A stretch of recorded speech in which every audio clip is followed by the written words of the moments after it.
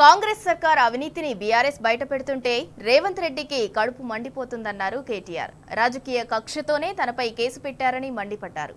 తన మీద కేసు పెడితే ఫార్ములా సంస్థపై కూడా కేసు పెట్టాల్సి వస్తుందని చెప్పారు. ఫార్ములా ఈ సంస్థపై కేసు పెట్టి తెలంగాణ పరువు తీస్తావా అని ప్రశ్నించారు.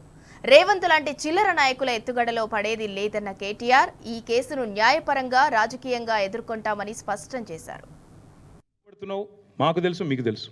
అమృత్ స్కామ్ గురించి మాట్లాడబడితిమి, మూసి లూటీ గురించి మాట్లాడబడితిమి. మరి మీరు చేస్తున్న అరాచకాలు, మీ అన్నదమ్ములు ఇవాళ అదానీ గారి సిమెంట్ ప్లాంట్ కోసం కొడంగల్లో చేస్తున్న అరాచకాలను ఢిల్లీ స్థాయిలో ఎక్స్పోజ్ చేస్తుమి. నీ అదానీతో మీ వాళ్ళు అంటగాగుతున్న విధానం, మీ సీక్రెట్ మీటింగ్లు బయట పెడితిమి కోహినూరు హోటల్లో. ఇవన్నీ చూసినాక సహజంగానే నీకు కొంత కడుపుమంట ఉంటుంది. మేము అర్థం చేసుకోగలుగుతాను నీ బాధ. కానీ ఇక్కడ భయపడేటోడు ఎవడు లేడు. నువ్వేం చేసుకుంటావో చేసుకో. తప్పకుండా నేను అడుగుతా ఉన్నా, ఇవన్నీ నేను చూపెట్టిన అన్నీ కూడా these are all subject to scrutiny. మీరు you can scrutinize all of these. You can reach out to formula ఈ. మీరు ఎవరెవరిని కలవదలుచుకుంటే, ఎవరెవరిని అడగదలుచుకుంటే వారిని అడగండి. తప్పకుండా మేము హైదరాబాద్ బ్రాండ్ ఇమేజ్ పెంచేదానికి, తెలంగాణ బ్రాండ్ ఇమేజ్ పెంచేదానికి, తెలంగాణను ప్రపంచ పటంలో ఎలక్ట్రిక్ వెహికల్స్ రంగంలో పెట్టడానికి చేసిన ఒక ప్రయత్నం ఈ ఫార్ములా ఈ రేస్ అనేది అందులో ఒక చిన్న అంకం. దానికి 55 కోట్లు అనేది పెద్ద ముచ్చట కాదు, పెద్ద లెక్క కాదు. కాబట్టి దాన్ని ఏదో భూతద్దంలో పెట్టి ఇందులో కుంభకోణం జరిగిందంటే నేను మళ్ళీ చెప్తున్నా, ఆ 55 కోట్లు ముట్టినాయి, మా దగ్గర ఉన్నాయి అని ఫార్ములా ఈ వాళ్ళు నీకు ఉత్తరం రాసిండ్రు. అందులో లైసెన్స్ ఫీజు కూడా వాపస్ పంపి తీసుకో, నువ్వు వాపస్ 74 లక్షలు 75 లక్షలు అని చెప్పి FMSCI వాళ్ళు నీ గవర్నమెంట్ని అడుగుతా ఉన్నారు, నీ సెక్రటరీని అడుగుతున్నారు. అది కూడా మీరు చెప్తలేరు.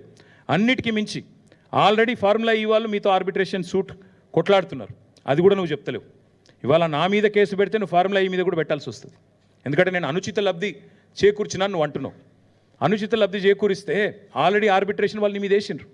మరి ఫార్ములా ఈతో నువ్వు కేసేస్తే, వాళ్ళ మీద కూడా కేసేస్తే ప్రపంచవ్యాప్తంగా తెలంగాణ ప్రభుత్వం ఇజ్జత్ పోదా? ఇంత ఫ్రివలస్ కేసు, ఎంత హౌలా అయినా, ఎంత హౌలా ప్రభుత్వం ఇది అని చెప్పి తెలంగాణ ప్రభుత్వం లాఫింగ్ స్టాక్ కాదా ప్రపంచవ్యాప్తంగా? Will this not bring international shame to India? అసలు వీళ్ళకు మోటార్ స్పోర్ట్స్ అంటేనే తెలియదు, మూర్ఖులు, రాజకీయ పరిజ్ఞానం లేని వాళ్ళు అని అనుకోరా? ప్రపంచంలో నవ్వుకోరా? కాబట్టి రేవంత్ రెడ్డి గారికి నేను కోరేది, కేసు పెట్టదలుచుకుంటే పెట్టుకో, కానీ ప్రపంచవ్యాప్తంగా తెలంగాణ పరువు తీయకు. ఇప్పటికే రోజు దివ్యమైన తెలంగాణను, దివాలా తెలంగాణ అని మాట్లాడుతున్నారు. ఇంకోవైపు ఇట్లాంటి చిల్లర ప్రయత్నాలు. మేము భయపడం, లీగల్గా ఎదుర్కొంటాం. మా పార్టీ లీగల్ సెల్ చూసుకుంటుంది. న్యాయపరంగా ఏమేం చేయాలో వాళ్ళు చేస్తారు. మీతో నేను కోరేది, మా నాయకులతో నేను కూడా కోరేది ఏంటంటే, ఎలాంటి పరిస్థితినైనా శాంతియుతంగానే ఎదుర్కొంటాం.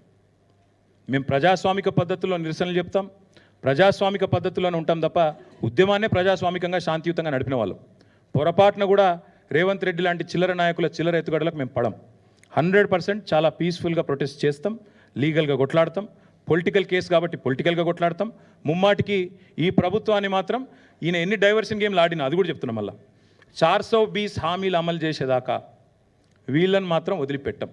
ప్రజలకిచ్చిన ప్రతి వాగ్దానం, 6 గ్యారంటీలు, 13 హామీలు, 420 దొంగ హామీలు అన్నీ అమలు చేసేదాకా వదిలిపెట్టాం. ఎన్ని కేసులు పెట్టుకున్నా అన్నీ ఎదురు.